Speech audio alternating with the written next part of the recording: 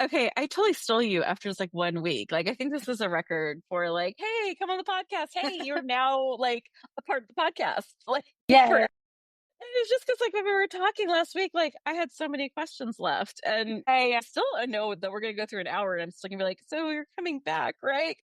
Probably. Yeah. And in honor of you and your fairy outfits, I did wear my like cute pajamas with like the hood and the thumb holes. I put on Yay. sparkly makeup. I was like, I'm going to be cute for this. I Love will that. not do my usual sweatsuit. I'm gonna try Hey, for the fairy. it's okay. You don't have to try for me, but I'm loving the outfit. Let It's me rephrase. You inspired me. well, glad. I'm glad to do that. And my daughter is always telling me, like, why don't you dress up? It doesn't matter if you don't go out. You could totally dress up at home, Mom. And that's what she does. She wears like the Mhm. cutest little like cottagecore dresses with like darling little corsets and like just to like go to school online and run around the house. And like, yeah, that's I think I'm just lacking the energy. Understandable. Like I definitely did for the longest time, but I'm like finally getting to the place where I'm like, no, I'm just gonna dress up because I want to dress up, you know? Why not? Life is too short. Something like psychological about it too. Just like a sense of delight. Like I think we forget that. Yeah, and like I always feel I it's weird. It's definitely like a psychological component, but I always feel a little bit better when I dress up. I'm like, you know what? I got out of my sweats for today. I feel good. I feel good about myself. The world feels a little bit brighter. Plus, Yeah. it's like even just like glitter. Like I fell for the TikTok like eyeshadow thing that had like the holographic like blue to purple. And like, I don't know why that delights me, but I'm at this weird point in my life where it's like, I don't fucking care what someone in the grocery store thinks. Like, it's like the kawaii sweatshirt in pastel pink with the frog with like the little strawberry hat delights me. That's what's happening today. There's so much Exactly. delight in the world. I am like going to pitbull delight. Truly. Truly. I'm like, we just have to find like joy every day. Right? And however we get that, fine enough, because otherwise we're all just like crying in a corner. And I don't think people realize, like, I think people think that like joy and kindness are weaknesses. I'm like, do you know how strong I have to be to choose to be kind? Do you know how strong I have to be to risk that vulnerability? Do you know how strong I have to be to even think about hope or think about joy? That's such strength. That's also our rebellion. I don't think people realize that joy is a rebellious act. It definitely is. Like, because I'm like, okay, I could let the inner demon Faye come out and like we could go on a rampage, We right? could. Trust me, I've got so many years of like repressed anger in there that one day. But like, I feel like being kind is a choice. And like we just met our neighbors a couple months ago and they invited us to like this queer family dinner. And we were just talking about the importance of like community and like building our own, I don't know, little community. And like that's how we get through these times. And like just looking out for one another and being kind. It shouldn't feel like a radical action, but when we have actual like leadership saying empathy is the problem, I'm like, ooh, you are a coward, sir. If you are scared to perform empathy, that is a level of cowardice I don't know how to wrap my brain around. Yeah, truly. Yeah, I'm So sorry, still I'm, step I'm bile after yesterday's news. I'm like, I yeah, I'm like that's my message. Just be kind to people. I, Like if you can't do anything else, just be kind. That's it. Like I think we're at this weird point too, where it's like I generally have always been like, look, just be kind to people, and even people you don't agree with, be kind to them. They might see some sort of sanity at the end of the tunnel. And then I feel like we got to this weird level of humanity that I was not prepared for, nor do I have the proper advice for yet, because I don't know where I land on any of it, where it's like, yeah, Elon Musk comes into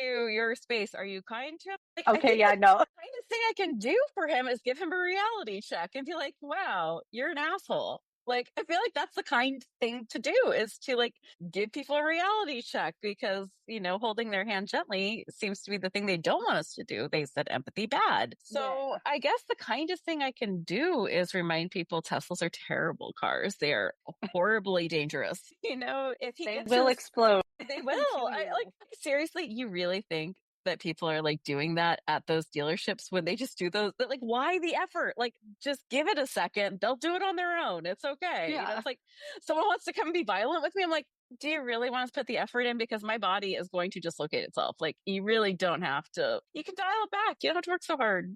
Like, hurt Yeah. my feelings? Oh, my friend, my inner voice can hurt my feelings so much better. Less you're Yep. hurt on the internet and on social media, you think you can. I used to teach junior high. You really Oh, think, ooh, bless your heart. those middle schoolers can be brutal sometimes.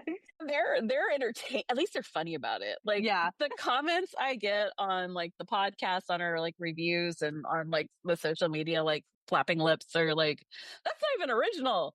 I'm old and ugly. Really? Like, that's what you got. Okay. Mazel tov.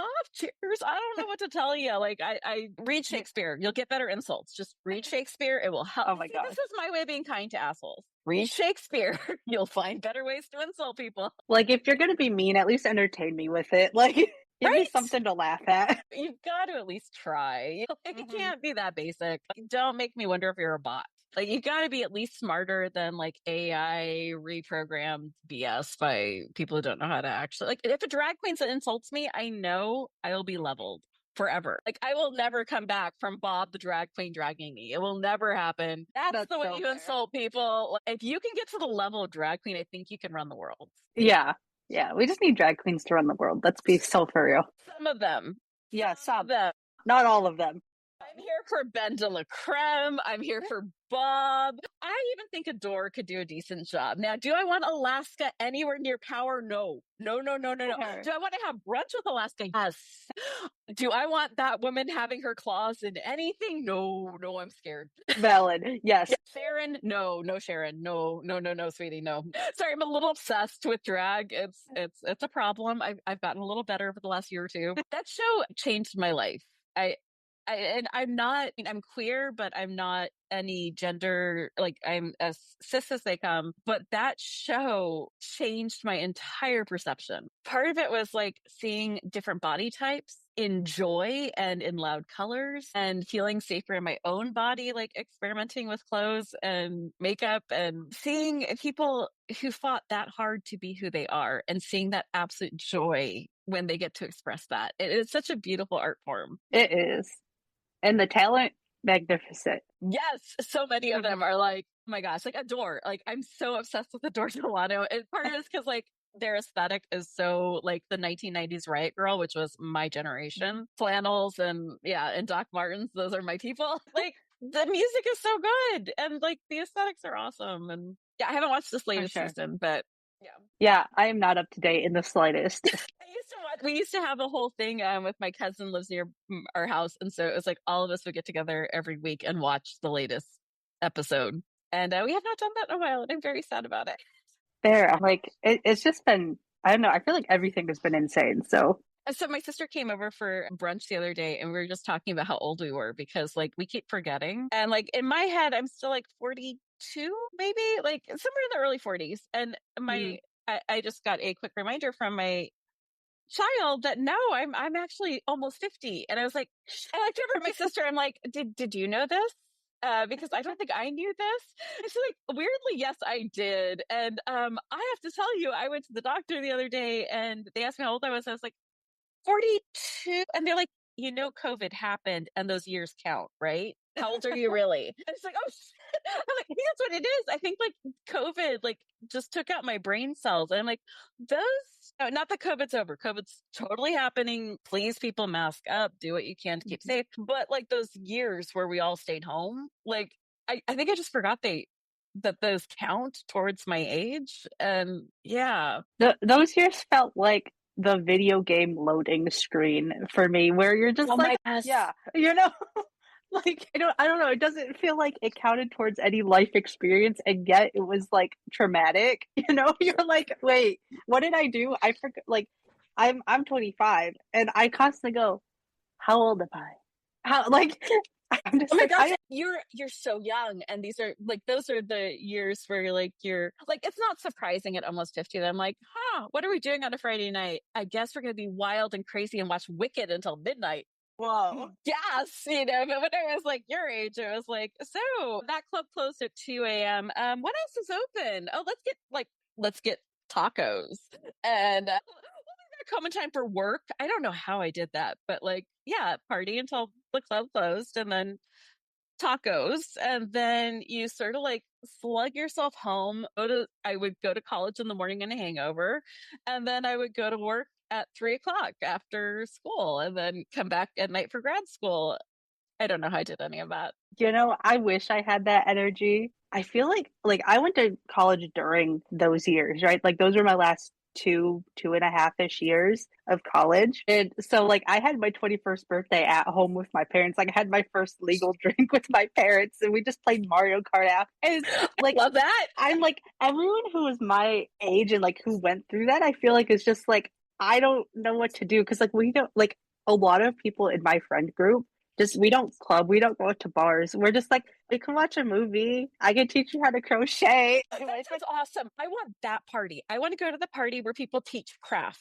And like Yeah, you get well, to sit around and drink, and like someone teaches you how to crochet, someone teaches you how to do wood burning. Like that mhm. sounds like fun to me. Yeah, I'm like I think I have I mean, especially being like chronically ill, I have rediscovered a new kind of fun for myself because like yeah, I'm at home all the time, but I can still like pick up new hobbies. I can craft, I can do all this fun stuff. And like I've kind of been converting our friends into like what my wife and I are calling our like grandma era, Oh my you know? gosh, yes. Like your generation is like, this is you're about the same age as my oldest and only a few years older than my youngest. Like it, it cracks me up like hanging out with their friends because it's like, you guys are so much smarter than we were. Like you guys are so much smarter. Do you need to go out and like kill your liver? No, no, you don't. You're actually gonna have not as much. Trust me, it's not as much fun. You're gonna have way more fun hanging out, having like real relationships, drinking tea, and like grannying. Like seriously, houseplants Yeah, so much more fun, especially when you can smoke the houseplant. Like even better. truly,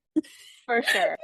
Interest in mushrooms. Like my child's 18, and I was just reading a study on that generation, and they are the least likely to have sex, the least likely to drink, least likely to smoke, least likely to have a driver's license, least likely to, and it's like, and it's being framed as a crisis. And I'm like, I'm sorry, this is a crisis that my child is not sneaking out of their bedroom at 11 o'clock to jump in a stranger's car to go to the city. Not a true story that happened to me. Not, Definitely not, not. not. I did not. Sorry, mom. I don't have to worry about that. Like, I ended up being like the worst teenager ever. And then my karma was I got a adorable little fairy grandmother as a daughter who just wants to make jewelry and collect sparkly things. Like, I I got love that. smog. I gave birth to smog. Occasionally, it spits fire at me and growls, and then it goes back into its den and curls around shiny things. And then, of course, all my shiny things are gone because they come into my room and extract treasure. But I'm good with the dragon rather than like the angry little rabbit raccoon that I was. Like, yeah. Yeah, yeah. I'm like I had 1 year of like traditional college like clubbing fun, and then I think I'm good. I think that set the trajectory. I think I was like, okay, who One needs to night go of clubbing pays for so many craft supplies. partying? Truly, it really does. And then you don't have to worry about like who's sober enough to drive home. No, My favorite. What did I do last night? exactly. And thank God there's no cell phone cameras when I was growing up.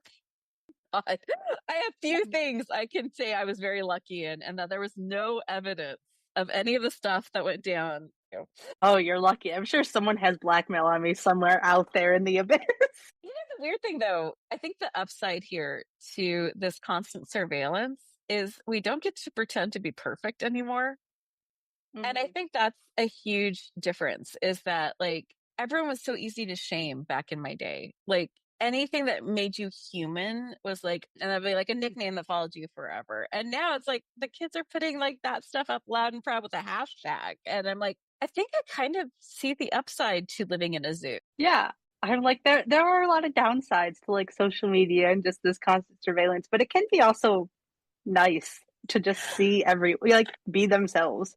Going back to RuPaul, if you look at what the queer world was like in the 90s, I will just inform you in case you are not aware of how bad shit was when we were growing up. Yeah. If there was two men or two women kissing, there would be a card that would come across your television, and it was basically telling you to make small children leave the room. This is so dangerous and so bad. That didn't happen with rape scenes, that didn't happen with murder, but if you were like going to show two people being affectionate to each other that are the same gender, Yeah. oh my god. So it's a different world, and I'm so happy that that is more accessible and that people can now know what things are. And one of my best friends, or like very much closely getting to be like my favorite people in the world, is non-binary and has just found out and discovered this because of social media. Like before, it's like, I just don't feel comfortable. I Mhm. don't know what's wrong with me. I don't know. Because when you live in a state or a community and like the only place you get to go is church, and then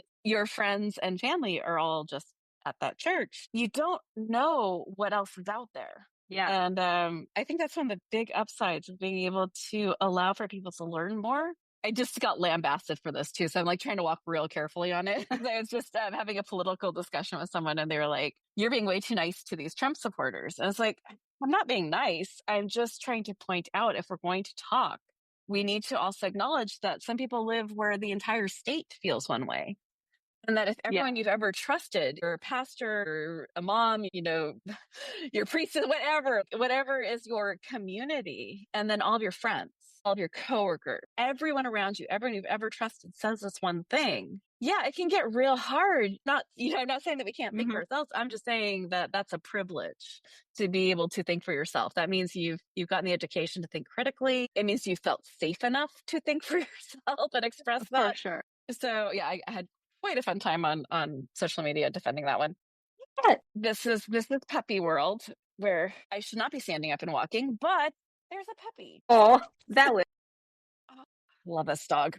I don't know if this is a good or a bad thing. This is part of why we got the dog, was because I was spending most of my life in bed Mhm. and we needed a service dog. And my husband was like, if we have the dog, you can't stay in bed. You're going to have to get up and move around. So I'm still Mhm. not sure if this is a good or a bad thing for my health. We'll find out. But yeah, It might not be great for your physical health, but like could be great for your emotional health. it saved my emotional health. I mean, I, Yeah. I tell you that my emotional health was gone with this administration. It was Yeah. gone.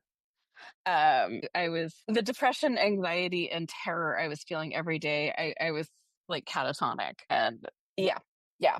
Okay, he is being a beast. So we had done this specifically because we're recording this. I keep saying we're recording this like right after New Year's because my brain still thinks it's January. Time isn't real. What?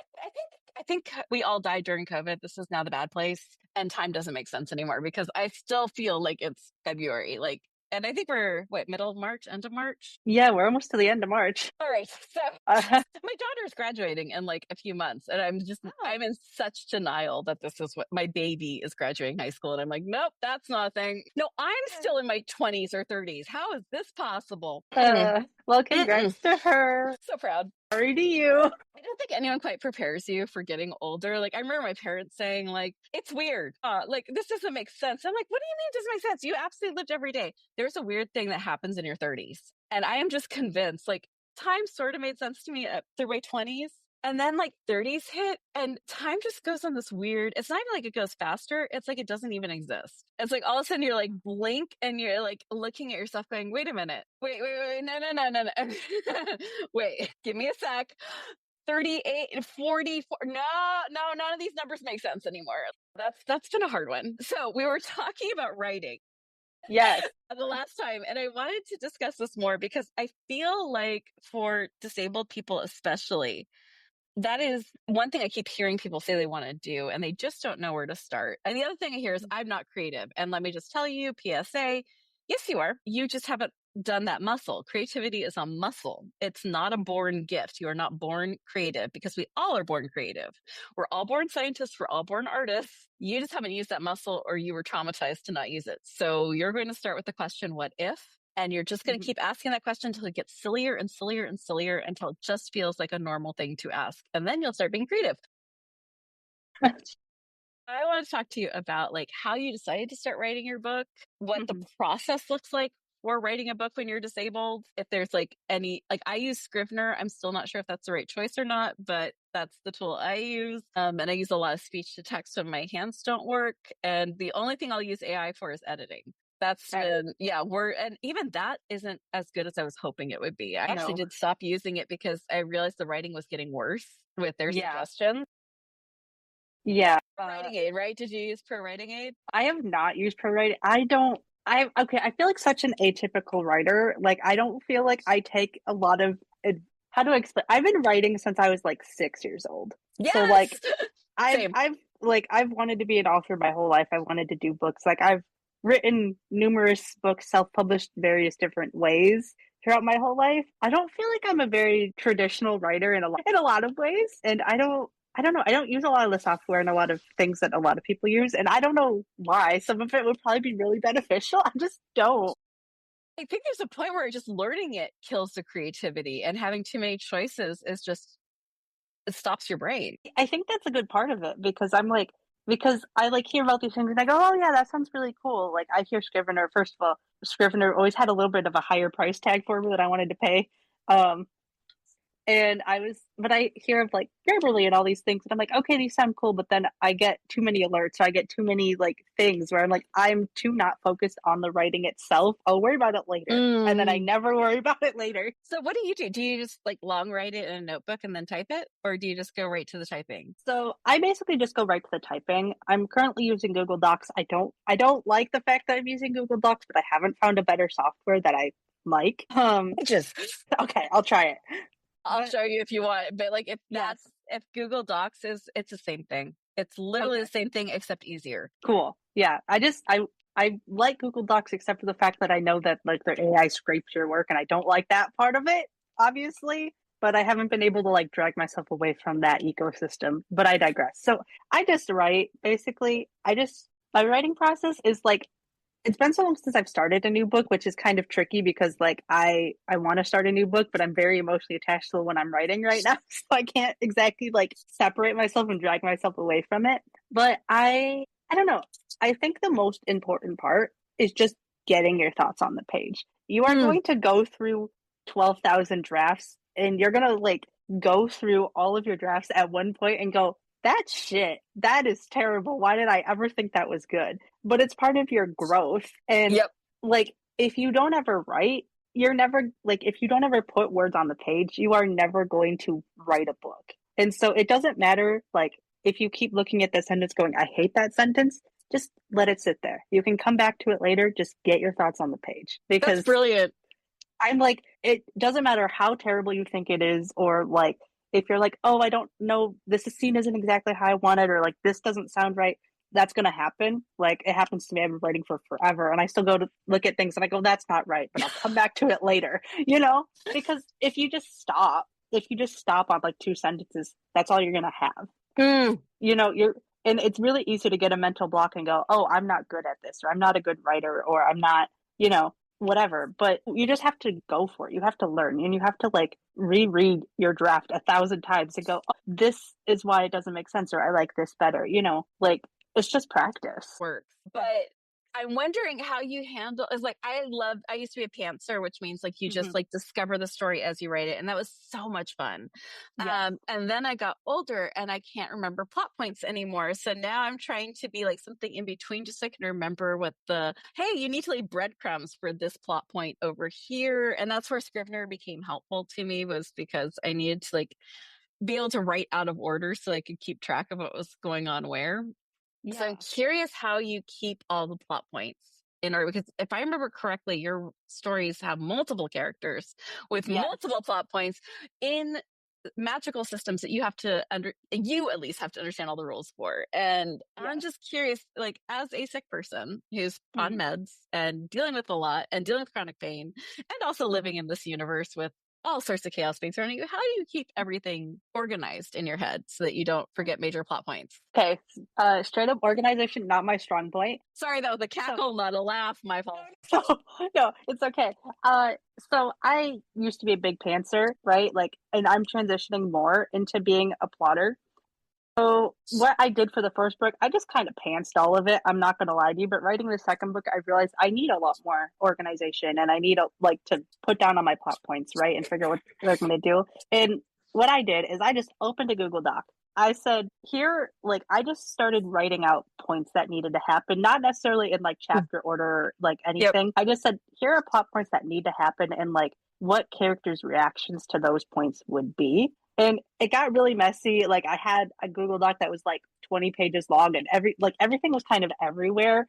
And if you're more organized than me, if you have your systems together, it'll probably make more sense. Because at the end of it, I was kind of like, where does this go? But I don't know. Like, I like to think about the scenes that go on in my head, right? The things that I know are going to happen.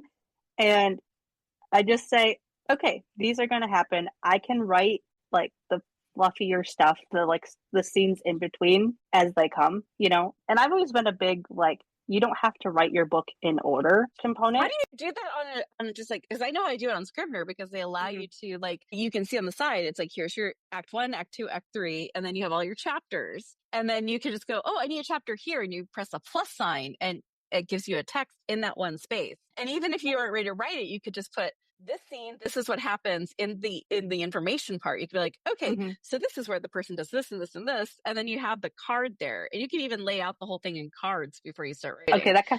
this And sounds you kind of can nice. drag and drop the cards. So that's how I barely can handle it from there. And that's a Mm-hmm. lot of good stuff. How do you do that on just a document? So I have like, okay, this is why I said I need to figure out a better system because I do have like 12 different copies of my manuscript, but I No. usually have like one main manuscript that I'm writing and that I'm like, okay, this is like the formal one, right? The like one that I'm going to use and like have just the book in.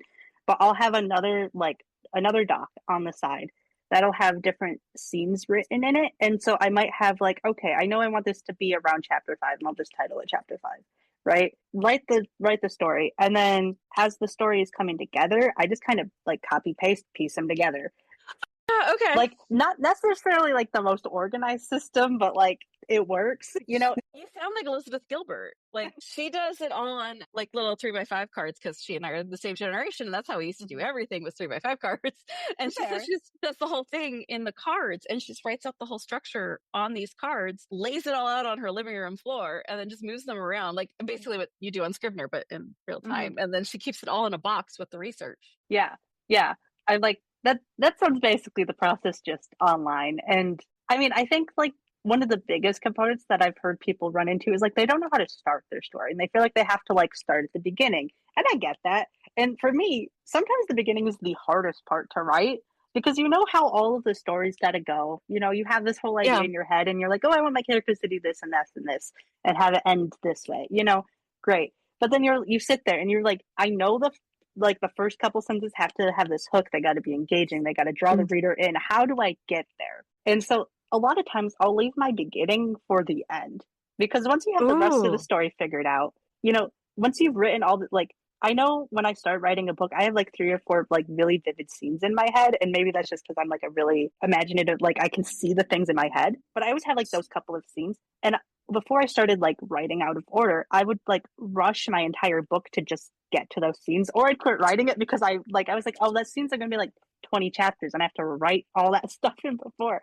And then I went, why don't I just write those chapters now? Why don't I write those scenes now while they're vivid in my head, and then I can you know, write around them because that way I'm not rushing like the whole third of the book to get there, and then I read the like first third of the book and I go, this is why did I waste my time writing this? Like this isn't how I would have written it to begin with. I love that. And I think it's like, it's almost like this weird work ethic that a lot of writers have where it's like, well, I can't write the thing I'm desperately like, though it got me excited to write the book because I must go in order. Is like, oh no, this should be joyful. There's Yeah. a writer on YouTube, and I've never really read her books, but I love her. She's almost an MFA class, like, and it's free. And she's like one of my favorite writers as far as just like giving advice. And her name's Abby Emmons. And what she said about it was writing the blurb first. If you write the blurb first, you've almost structured yourself into like how the story is going to go out and down, and you already have your hook. And you have your blurb done, which is my least favorite part of writing a book. Like, I could be the smartest person in the world. You put me on an elevator pitch. I'm like, hey, I like the color green. And I think I've read a book before, but I couldn't tell you what any of them were. It's relatable. I spent so long crafting my like blurb and I went, ooh, this is harder than writing the book itself because how do you condense Yes. a whole novel into like a paragraph? Hate the question. Yeah, that's right. I was writing a novel. I work on it every day. Well, what is it about? Yep, yep. And then they hit you with the tell me in one sentence. And I'm like, tell me you've never written a book. Yeah, Yep. in one sentence. Sure. Read the book Yeah. or else. There you go. That's your sentence. Exactly. I mean, I think like every writer's gonna have their own preference for how they write the book. Like, Hmm. and it's gonna take you like, especially if like you are setting out to write your very first novel. Like, this is kind of the first thing you've written. It's gonna take you some time to figure out how you like to write, and your process is also going to evolve. Like, that's something I've learned a lot, especially like before I was sick, I was like a huge pantser and I could write all day, every day, like on my phone doing, I would write so much, so often.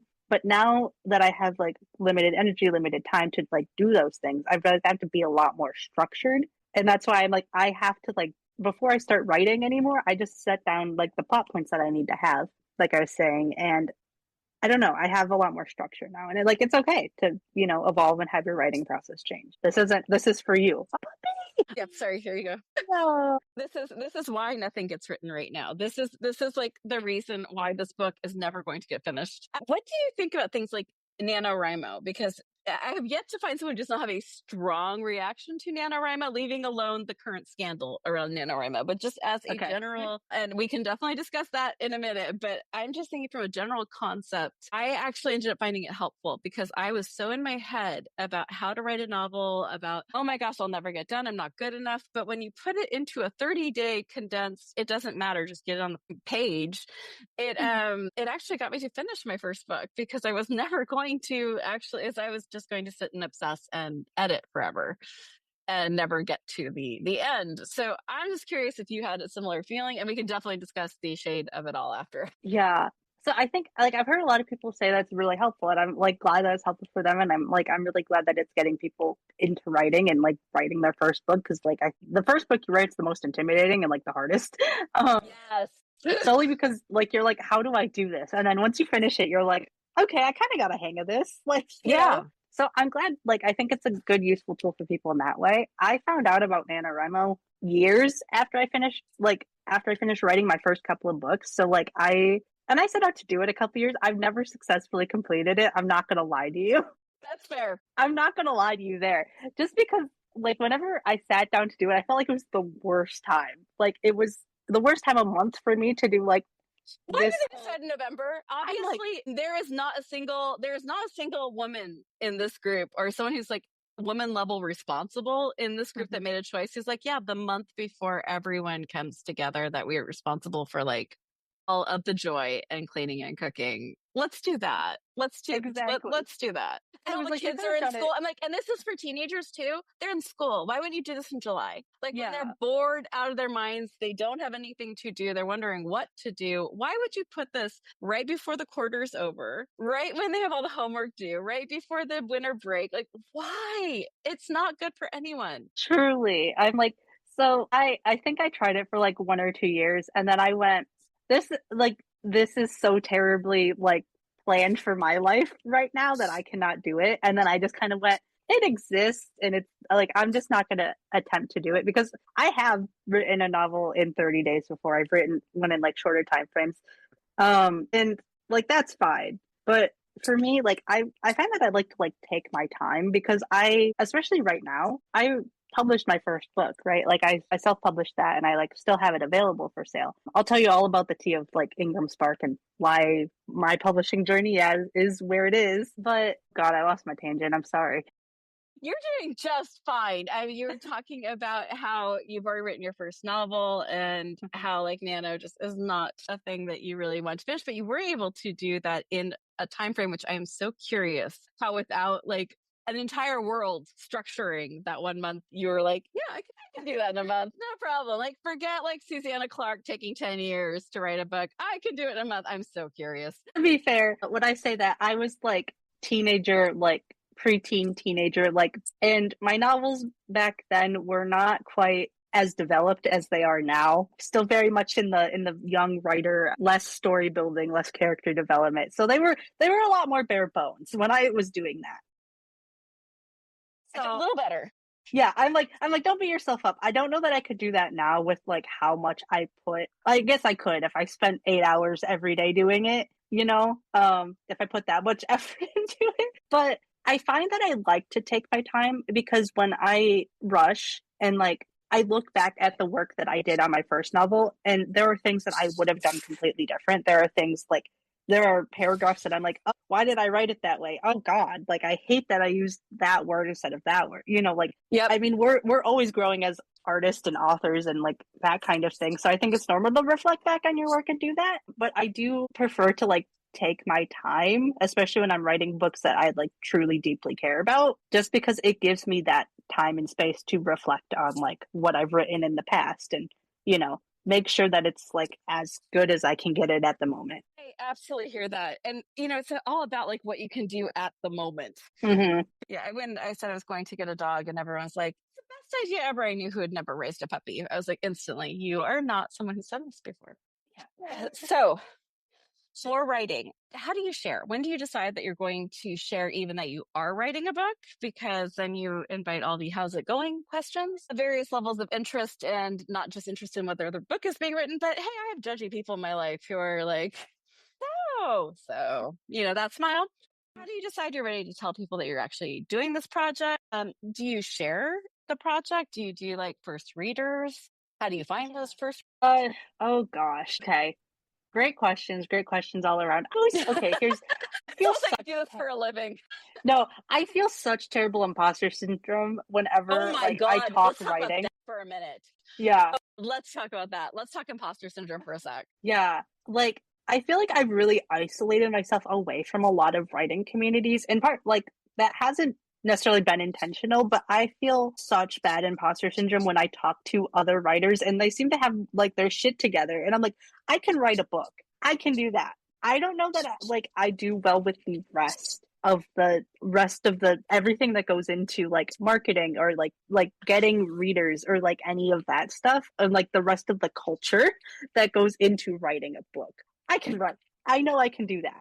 The rest, I have like I don't know. I kind of hate that I isolated myself away from a lot of writing communities and a lot of just people, but I feel so intimidated and so scared being in those groups. Yeah. Why do you feel intimidated being scared in those groups? Are we talking about like in college writing groups? Or are we talking like those like Parks and Rec writing groups? Yeah, I'm talking about like online, like you'll join like I was in various like Discord servers for a while where like we would all do writing sprints and like I would meet like when I was doing marketing for my book, I was like on Instagram and TikTok and like everywhere and like everyone was writing a book, so we'd all beta read for each other. We'd all, like Mm. do different and like we'd do writing sprints and all of those kinds of things. So just kind of like the online community that I met. And I think I feel like first of all, I don't write a lot of like the genre that's popular at the moment, which is like very romance, book talky, like dark I don't know. romance. The popular stuff is scaring me. Like the whole like dark romance book talk. I'm like,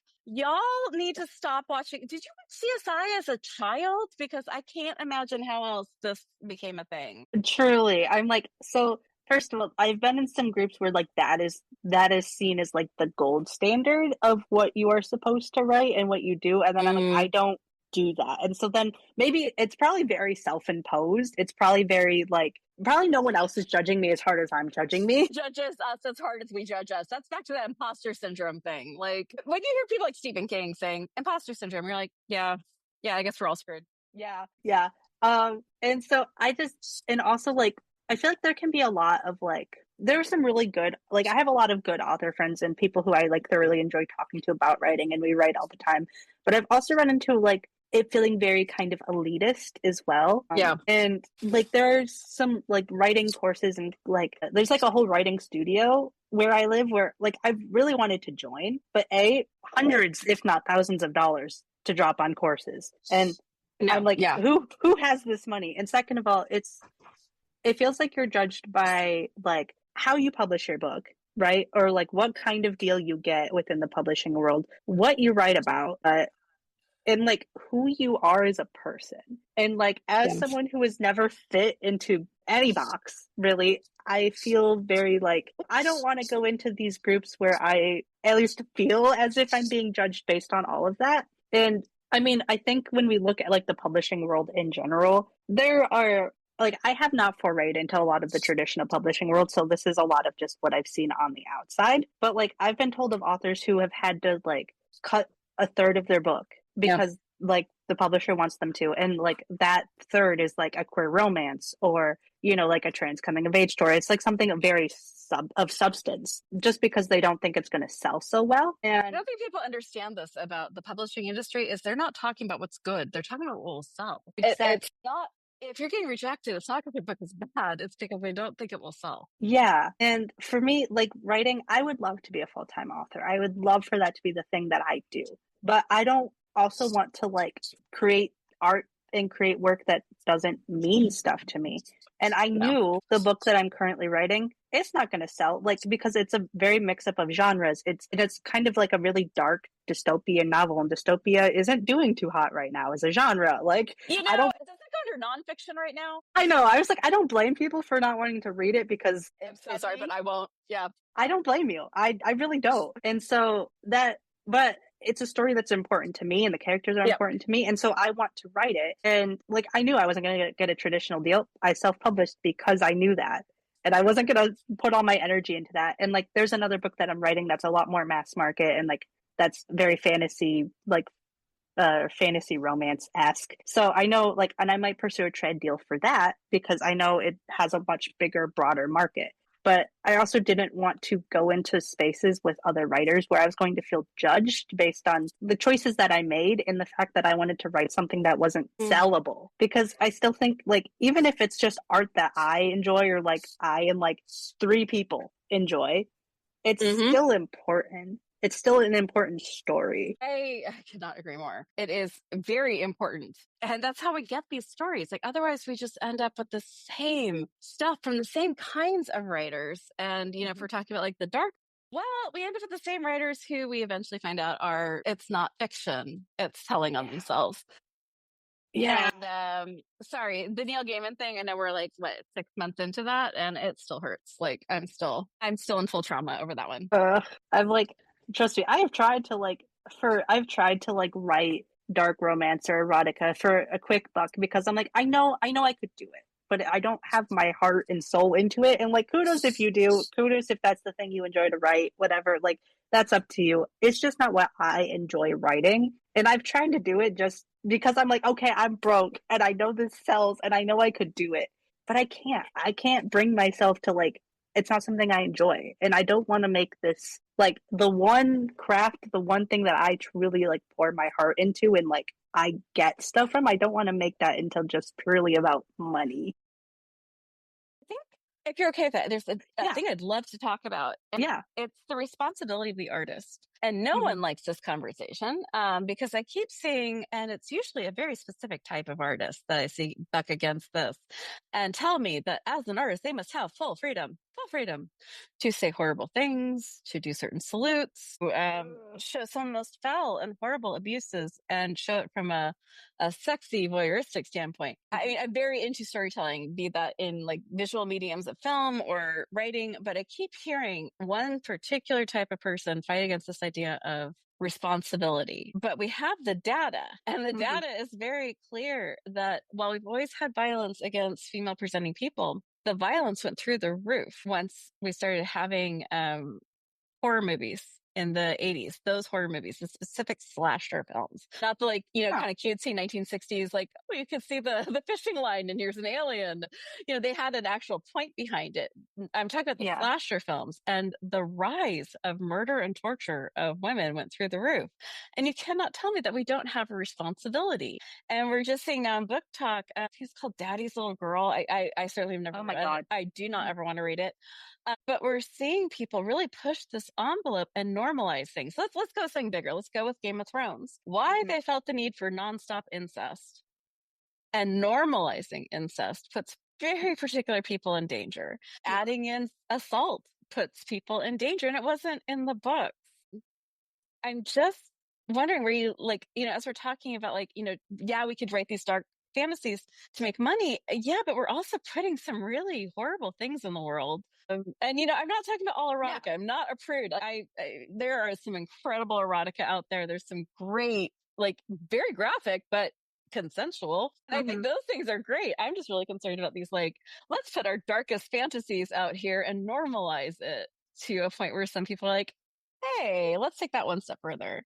No, I mean, I think it's a really interesting and like somewhat nuanced conversation, right? Like Hmm? in that, It's why it's so hard to have on social media. yeah. So I like artists like have responsibility in their work and like how we discuss things because of course we can have topics like sexual assault or like all Hmm. of these like darker topics in books, but I think we have to be responsible in how we talk about them and like we don't glamorize because like I have all of the dark things in my book, right? And I think it can be like I don't fault anyone because I think it can be a really tricky line, right, to write about these things, especially if they're not things like you have personally gone through.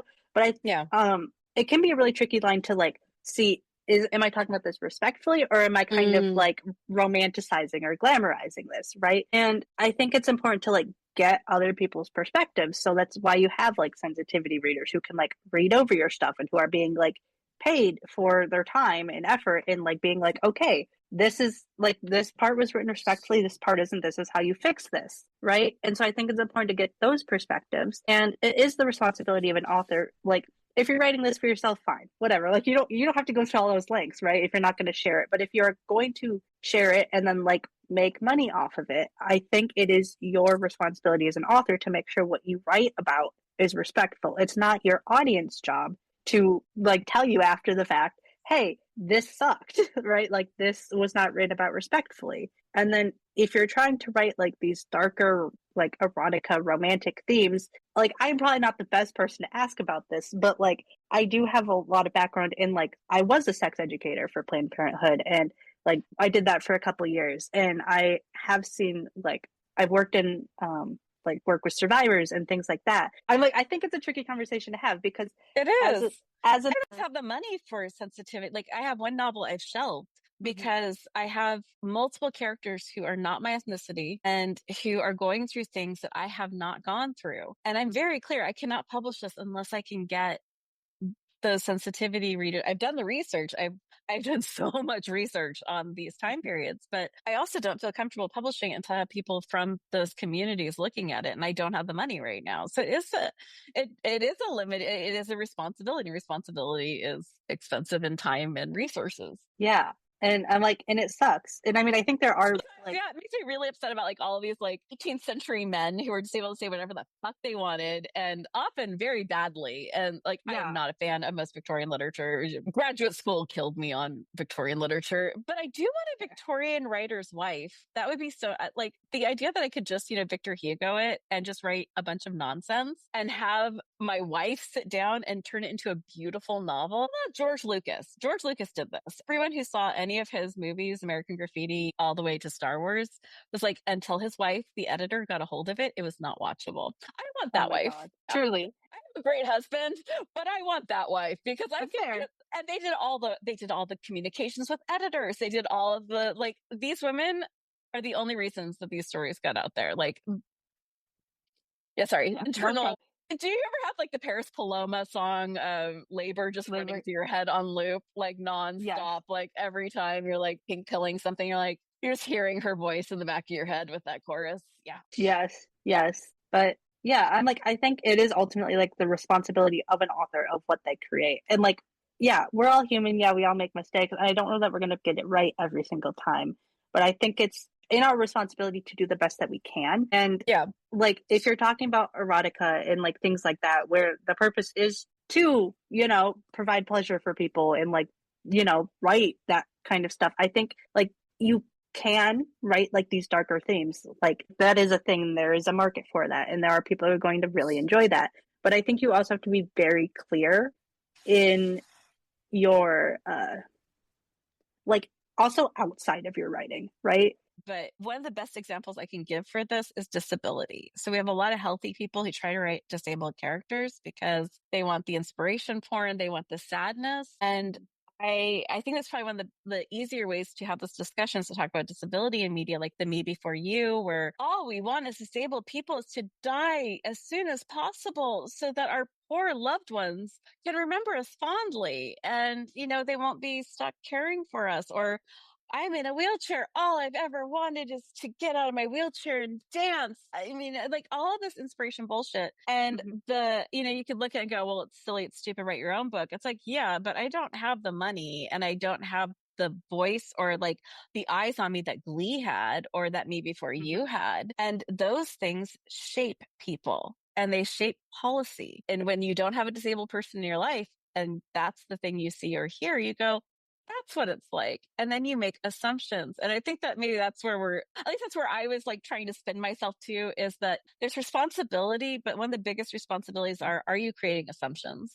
Are you creating Yeah. an assumption this is okay or to be normalized, or this is what someone who I don't even know, I don't have any experience with this would think or react or do, or what's their inner desire? Like, I think you actually have, like, that's the biggest responsibility in my head is like, that could really shape ideas. Yeah.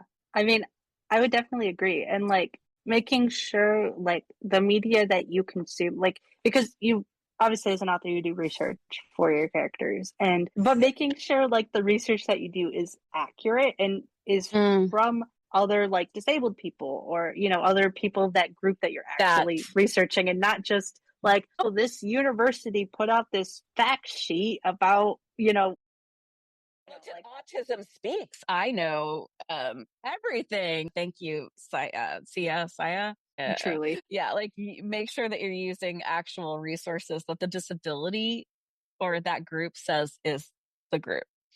Because man, Ehlers-Danlos supports, that is not where you go for information on us, my friend. Like, no. Yeah. Yeah. Sorry, we're just like we're trauma bonding over our experience. The medical groups that are supposed to advocate for us, but instead are like, it's not that bad. They're fine. Yeah. Yeah. Like, don't go to your random doctor and be like, so what are your thoughts on, like, how do these people think? Like, you I like, totally understand wheelchair life. mhm. Totally get Yeah. it. Yeah, 4 weeks in a wheelchair. I get it. I had like a kidney stone. I get level 10.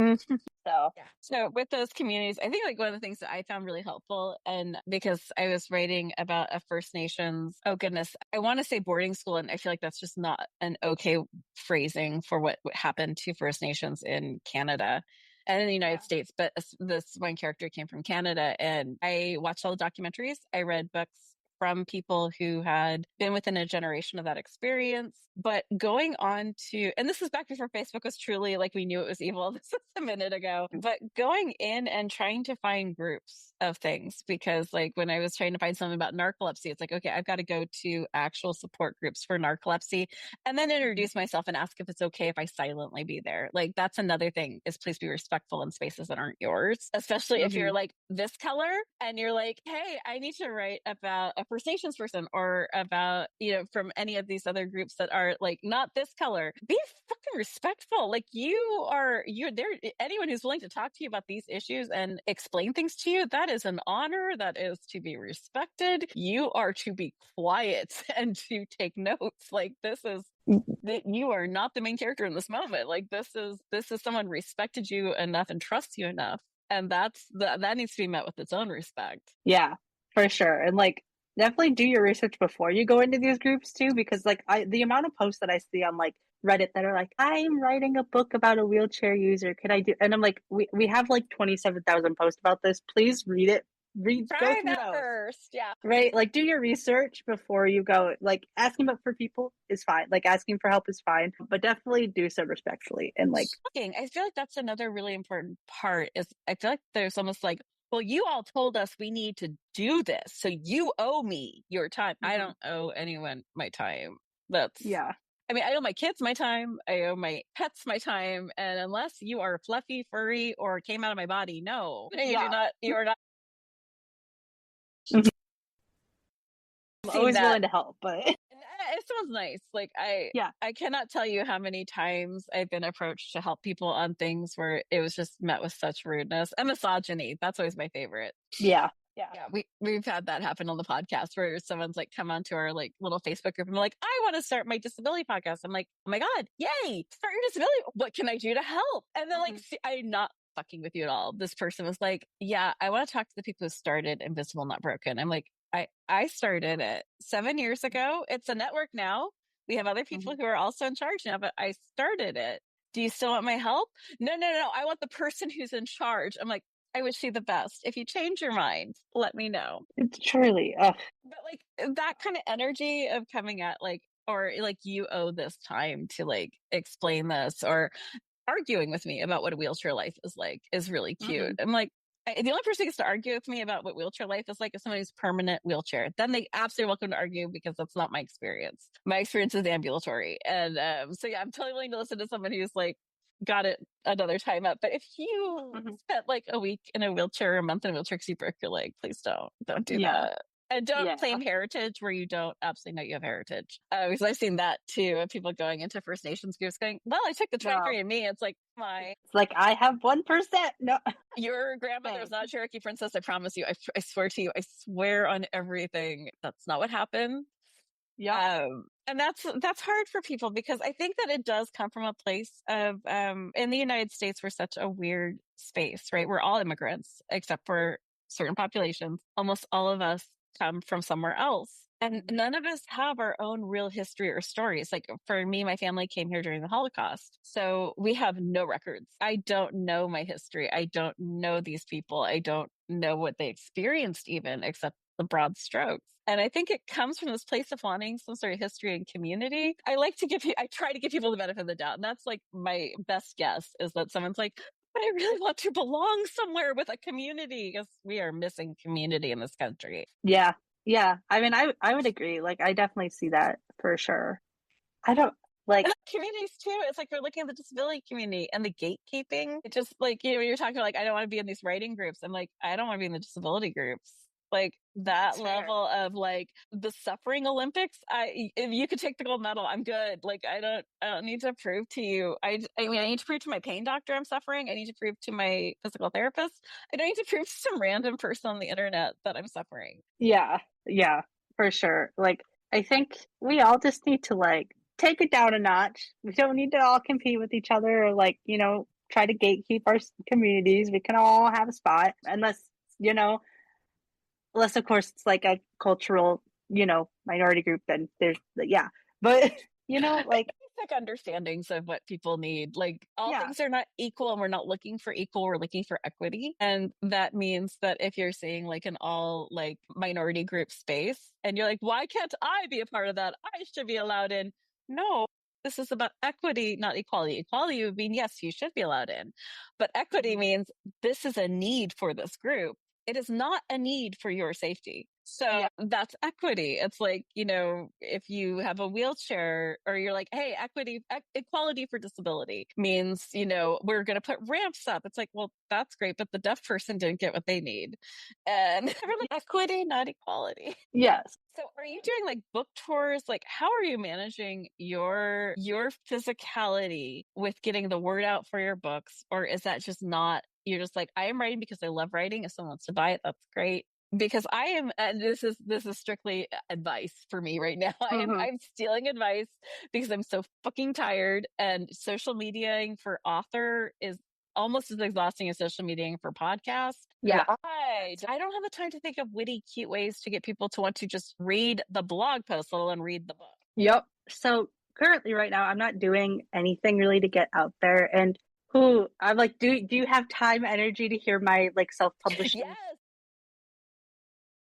Okay. So originally, right? So we're talking about my like new adult dystopian novel, Fires in Their Wake, for this one, right? Just to give some context. And this is the book that I didn't want to go the traditional route for because it's not that mass marketable. Okay. But I still wanted to like have physical copies, have this in my hand, like be able to sell this as my Mm. as my published book, right? And have this like on my author resume, right?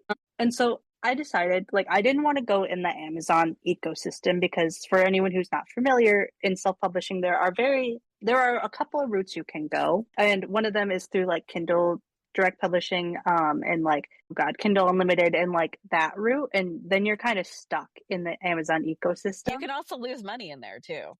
Yes, They can charge you if people read your book and return it. yes. And so I didn't want to do that route because I have a lot of quarrels with Amazon and just that system in general. And so I went through Ingram Spark, which is the biggest indie publisher and also distributor of indie books, right? And books in general, because this is like people purchase like library books and like booksellers purchase their books through Ingram Spark. And it was great. They published my book. They take a really hefty fee. I will tell you that. They take like 65% of whatever you're making. And so I was priced my physical copies. This all kind of ties back into what I'm doing as an author because this totally Because I'm screwed like, me over. 65 sounds like actually less than what you take home as a traditionally published writer. Yeah. So so basically, long story short, Ingram screwed me over, but I want to talk about why, if that's cool.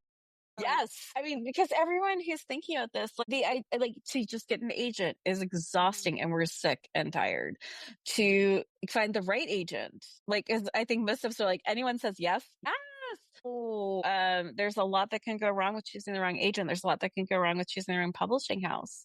You Uh-huh. can lose control over everything. And if you really care about your characters, like we had just discussed, if they feel like a queer love story at this point in time is just too scary for them to publish, they can legally remove that. Like There. 5 years. I'm like, you probably spent 5 years trying to get there, and then you're told in the editing room, you have to cut this out, otherwise you're not going to sell your book. So you have to make that impossible choice of like, I cut out this part of my book, or I don't get sold. But yeah, I went through Ingram Spark because basically they offered like, oh, you can sell both an ebook and you can sell a physical book, and with the physical book, we can distribute it to libraries, we can distribute it to bookstores, so you can have your book on shelves. And I did, right? I had Hmm. my book in like a bunch of little bookstores around Chicago. That was great. They ordered it. I got to do like some book signings. That was really cute. That was cool. That like fulfilled some of my author fantasies, right? But I want to tell you, I was selling this book for like the physical copy for $22, which was a little pricey. Or wait, no, I lied. Sorry, I was selling it for 18. Sorry, my head's getting all confused sometimes. But I was selling it for $18. Was like basically competitive pricing, right? Around you can buy a paperback book for around there. But I was only taking home 95 cents for each copy sold. And I was also selling digital books. They were $3, and I was taking home like $1.95. So if people are buying the digital copy, I was making a lot more money. If they're buying the physical copy, not making money at all.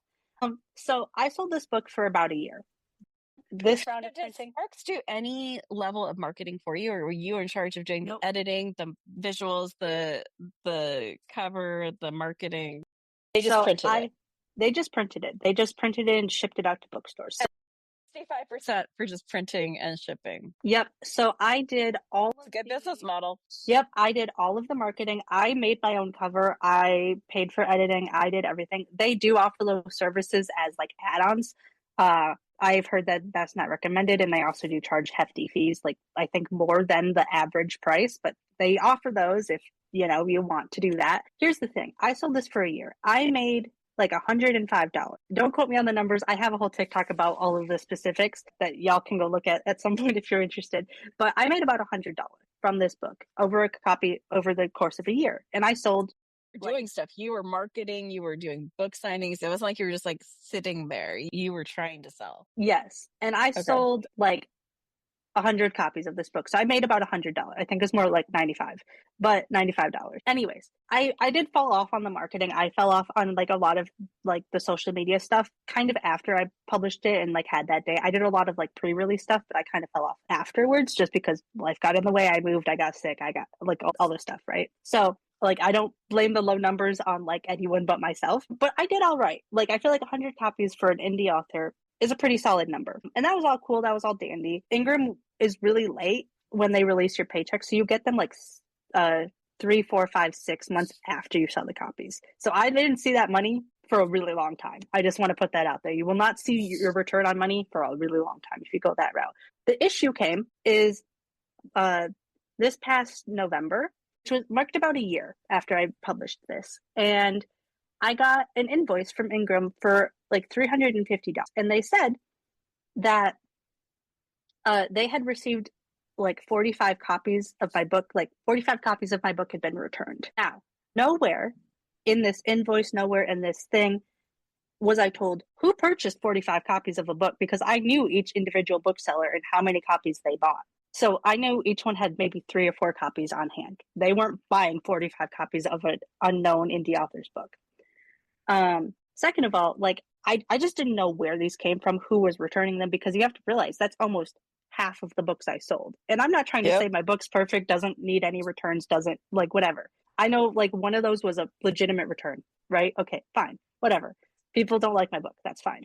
I'm not saying where is like half of those books come from? And after a lot of digging, I realized that it was most likely Amazon who purchased these books. They didn't sell, like they printed them or they had them shipped there in anticipation of me selling these copies. They then did not sell. And then Amazon returned them to Ingram. The issue here is that I had enabled returns. And the reason, like, you were told, like, all of the media I was seeing when I published my book told me to enable returns on these books, because otherwise, if you don't enable returns, that means like people who don't want your book, they go to a bookstore, they're able to return your book, right? If you don't allow that, you're not going to get sold. Your booksellers are not going to sell your book. Libraries aren't going to buy your book because you don't accept returns, and that's a big risk to them. So I enabled to have them printed and then have any returns destroyed.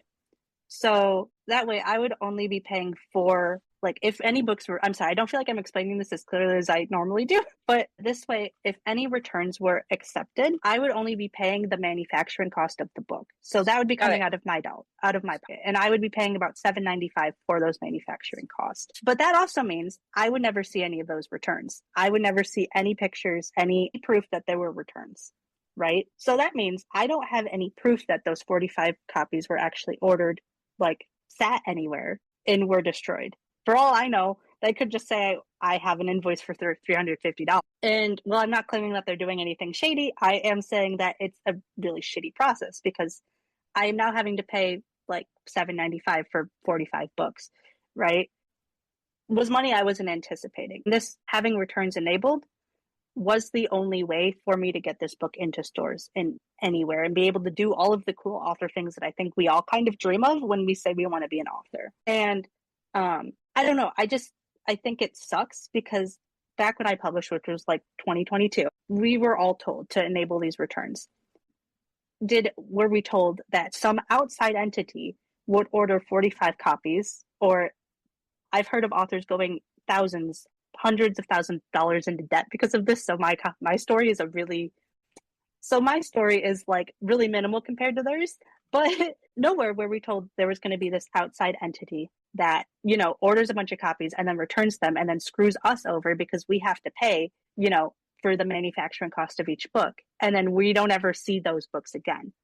And I How could. else is Bezos going to go into space, though? I mean, we have to fund. Is the ultimate Exactly. welfare. Him and Elon are the welfare queens. We need to support their ability, and I'm here to support their ability to go to Mars. I will do almost anything to get those two men to Mars. Truly, please go on Elon's SpaceX ship and let him go up there. Let him do I it. mean, Trump was saying he wanted to do it. I don't think we Go. should stand in the way. I mean, this is this man's dream. This is his make a wish. I feel like we need to do this for him. Yeah, yeah. Also, go check out the Titanic, my friends. You've got the money. Go live your life. You've got us, all paying for your life. Go do the best things, like go to Mars. Yeah, sorry. No, it's It's okay. shocking to like they're like, we're gonna like it's such like a wealthy corporation thing of just like nickel and diming small businesses that can't fight back, small people that can't fight back, when it wouldn't even like click with them. Like it wouldn't even be on their bottom line. Like Amazon would care about $350, but that's a month of medicine, that's doctor's visits, like. Yep. And that's more than triple of what I ever made on this book. They took all the profits that I made, and now I never saw those. And I'm fortunate enough that my mom decided just to pay off those debts, because she was like, this is so bad. I hate, like, we were fighting. And the thing is also with like Ingram Spark, there is no customer service. There is zero customer service. So I personally would not recommend going with Ingram Spark to self-publish. There's actually a lot of different talks about lawyers and things, and I did get a lawyer involved for a hot minute. That didn't go anywhere, so don't get your hopes up. Seems like a class action issue. I'm telling you, but I can't get anyone to care enough to take the case. Anyways, yeah. So this is all a long story for me to say I was screwed over. Even if I changed how I worked with Ingram. I didn't want to. This left a really bad taste in my mouth because there was also no way to dispute this. And I would like to like just remind you, I never saw proof of who, what, where that these books ever were printed, ever existed. Right. And like they're just sitting in a landfill somewhere supposedly, and I just have to pay. Like, like I get it. I get that I had to pay for the returns. And I'm not saying like I'm not partially responsible for this. I think it's a really shitty situation. And there isn't a lot of like transparency around this Mm. until you get into like serious trouble. And like there are so many authors. If you look up like Ingram Spark on TikTok, and like you'll see authors talking about this situation, because I had hundreds of authors in my comments talking about how they've been screwed over by Ingram Spark. And this is all to say, like, there is no clear cut way that I would recommend self publishing right now that I know of, because either you're going to be stuck in the Amazon ecosystem or you're going to be screwed by Ingram Spark. And there are other like smaller distributors, there are other smaller people that I've heard have worked great for people. I can't recommend them. I haven't tried them. There are also like smaller indie publishers who like work locally, who some are great, some I've looked into, others, you'll have to do your own research. So what I ended up doing, which I haven't seen like a lot of success from, but I also haven't been really marketing this, is I'm just releasing my books on Ko-Fi. That way I get all of the profits, right? Everything is already formatted. I already have the books all formatted, all written, all published. So I just took those documents, put them on Ko-Fi, and released them. Like once you subscribe, you'll get a copy of like the ebook. I just send it over in like a Google Doc or a Google Drive thing. There we go. Yeah. And then you are free to download it onto your Kindle, your e-reader, your phone, however you want to do that. And then I'm releasing the second book as a serial, so I'm releasing like chapters weekly. Uh, in that way, like yeah, which I've been That preferring. is really interesting. I was doing something like that on my blog. I'm not making, I've never tried to make money on it, but Mhm. that's the idea of doing that in Kofi sounds really fascinating. Yeah, I know that there are some like there are authors who are doing this who are really successful doing it. I just haven't built up enough of an audience or like people, and this is also where I'm debating about. I don't know that I'm writing the right book for this right now, so I'm debating about just transitioning into writing this more like fantasy-esque novel and seeing. I don't have a lot of success story for you. I wish I could tell you, yeah, this is how I made a bunch of money and this is how this works for me. I I don't. think that there's a lot of those stories out there, and whether they're true or not is also a big question mark. I find a lot of value in the discussion of the process and just learning about what's like working and not working or what the experiences are. I think it's tremendously valuable. I actually had no idea about the Ingram Spark. I was considering it, and I'm very grateful to have had this conversation with you because I will not. And the idea of like trying this out with Kofi, I think that's a really fascinating plan because I think that you're right at this point in time anything with a corporation behind it, we have to be so eyebrow raised. Like we have Adobe that is like, we're stealing anything you put on Adobe, it's ours. We own it. Hmm. So at this point, we cannot even like the corporations that are to help our creativity are stealing our creativity. So we have to be Hmm. so out of the box right now on how we get our artwork, our writing, our games, our movies, anything that we've created. We have to be so careful how we're getting it out. And we have to think so far out of the box that I think this conversation is really important. Whether it's economically feasible or not, it's important to talk about the different options and experiences. Yeah. And I mean, I think that's also contributed a lot to like my own self doubt and everything. And like I feel like I was kind of forced to go this route. Mm. And I mean, I think it's equally valid. Like, I don't know. I grew up writing on Wattpad. Like that was my shit. I was such a good. If I can just brag, I want a Watty there. I should have kept Yes. my Wattpad account. I should have. Kind of mad I did it now. But like, I grew up on Wattpad. I wrote there all the time, and I loved the environment. I loved everything about it. And mind you, this was like a decade ago, so I don't know what the environment's like now. But I loved it back then, and I loved like releasing chapter by chapter and having people in the comments and just like hyping each other up around books. And I miss that a lot. And I don't know, I just feel like a lot of writing is so competitive and elitist a lot of the time. And like there are certainly groups you can find where like it's not the case. I just haven't successfully found that, at least consistently.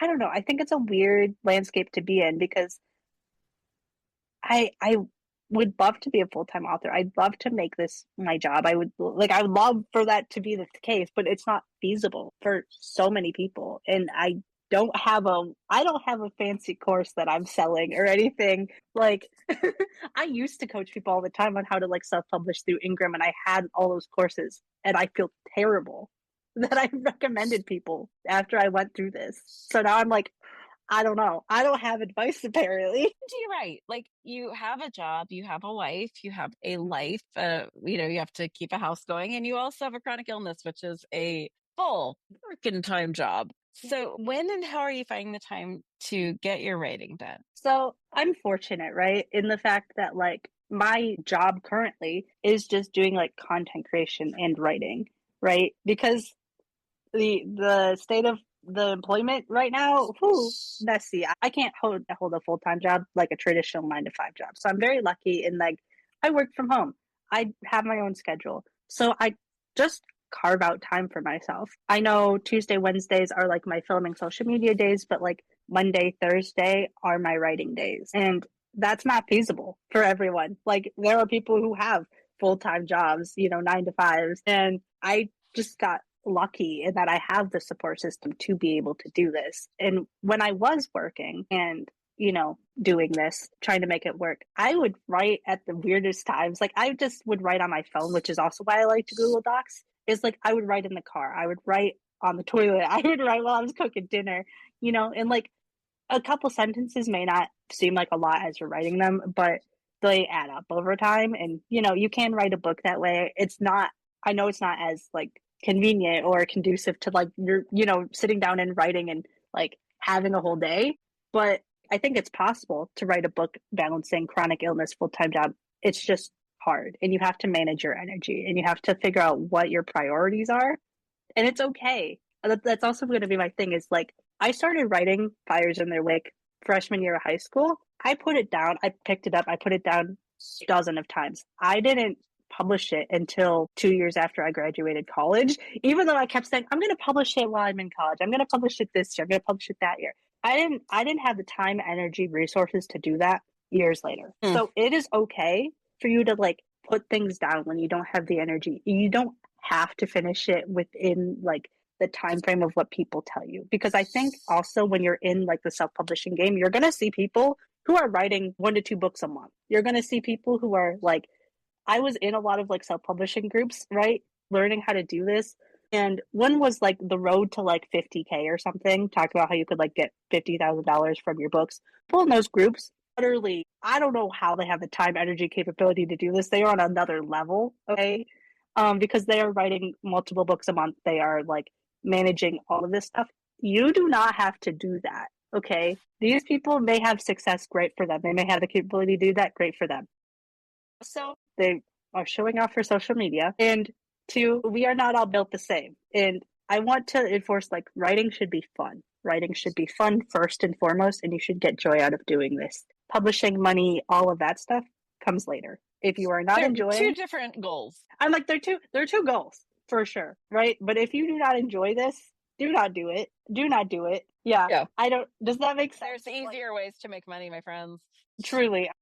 Be careful of those 2 or 3 books a month, because I have found many people who tell me like like I'm also an illustrator, and so a lot of times they'll be like, oh, look at this beautiful painting I did, and it's like, oh my god, that's amazing, that would have taken me like 3 weeks, and, oh no, I did it in a day. It's AI. Well, yes, but Yeah. I wrote the prompts, and it's like, so when you're seeing things where someone's accomplishing really beautiful, amazing things that are happening in time periods, you're like, I don't get that. Just be aware there's other things that might be going on the sidelines, that if you're into the craft of it, you don't want to take those shortcuts.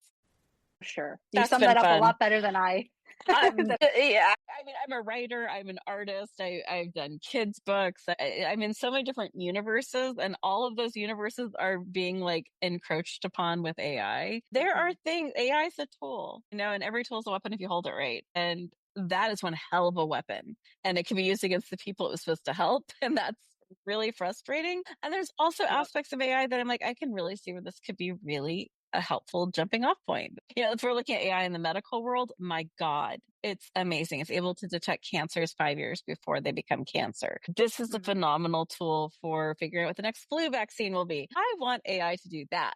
I do not want AI to do my writing for me so I have time to do the dishes. That is not the trade-off I was asking for. Yeah, for sure.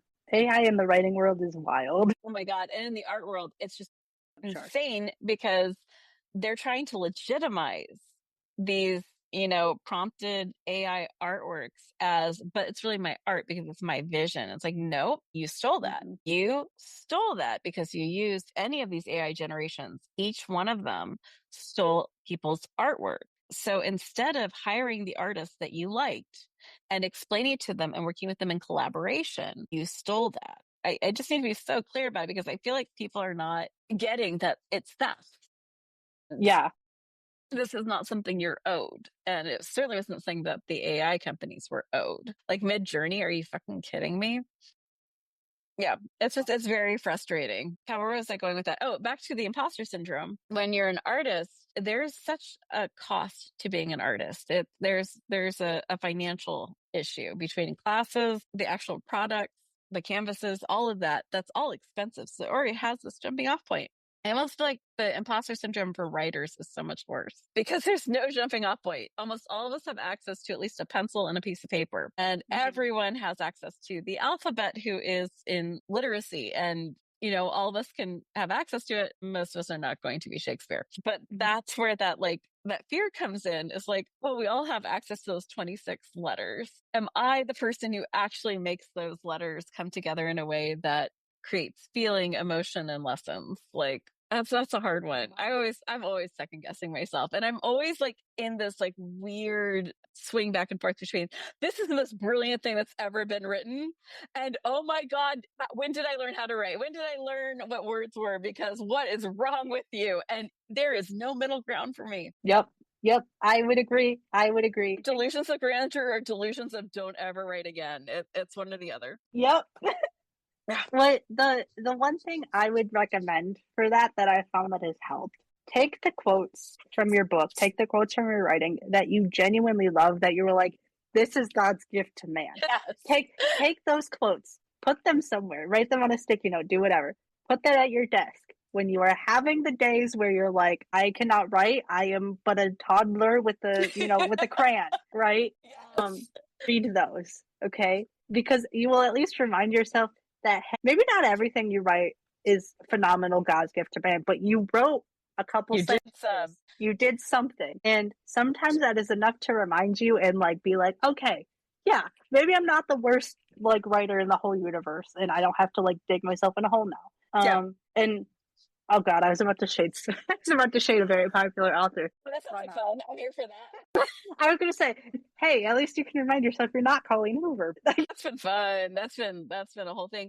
But you do make a really good point in that I've read books that have been recommended highly to me where I'm like, this is not writing I feel is good. And it feels very like Dita Von Teese said, you could be the juiciest, prettiest little peach in the world, but someone's not going to like peaches. So it's also okay if people don't necessarily like your writing. But if you feel like you're not qualified, I would like you to just look at the cabinet that's running the United States and then tell me you're not qualified for something. It's a good mental exercise when you're worried you're not enough. Truly. Anything you write with your own brain and imagination is going to be better than what AI can write for you. That's another fascinating discussion to me about AI because I keep hearing like that's just the end of art. And it's like, I just don't believe that because AI will only produce what you creatively prompt it to do. And that means that it will never be able to guess what I would create because I don't know what I create. And that just feels like it feels interesting to me. I feel like it's just another layer to this discussion. But I also see the upsides in like getting a jumping off point. Like with AI and art, I've seen some AI art that was like, wow, that's interesting. These forms are interesting. I wouldn't have come up with those forms myself. So like if you're on Pinterest, you now know that Pinterest is like, I don't know, 60% AI. Exhausting. But I'm able to look at some of these paintings going, that's fascinating form. That's an interesting lighting pattern I wouldn't have thought of. And then I can be inspired by those things. and bring them forward. Like if I'm writing like a blurb for the book, I have used AI to write a blurb for a book, but it's a good just jumping off point to go, okay, that feels structured well. This is, and now I'm going to change this and this and this. I think it's meant to be a jumping off point, not a end product thing, but For sure. Yeah, because like I used AI to like help, come up with ideas for a blurb or help, do kind of that kind of stuff. And like you trending hashtag because I do not want to keep looking everywhere. truly. And so like I think it can be really beneficial that way. But yeah, like using it to like write a full or having it write Create a marketing plan. Oh my God, Chat GPT. Yeah. Create a marketing plan for this book. Whoa. That was so helpful. That was a helpful prompt for Chat GPT. Yeah, I'm like it can be a really great tool for authors and other creative people and other artists.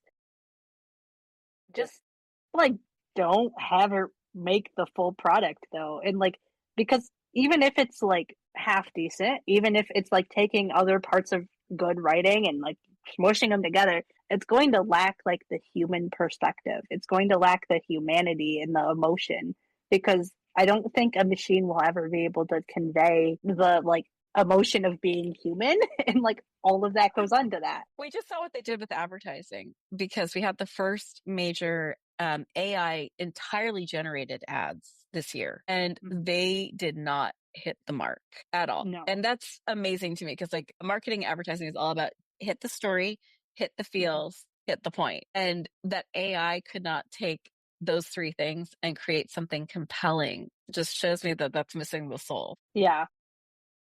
Not that a ton of media right now is not missing its soul. I mean, like, I have not seen Snow White yet, but I can tell you just from like the blurbs and the sidelines I've seen, I'm like, oh, we're missing some good storytelling issues here. Oh my, we forgot character driven, not plot driven.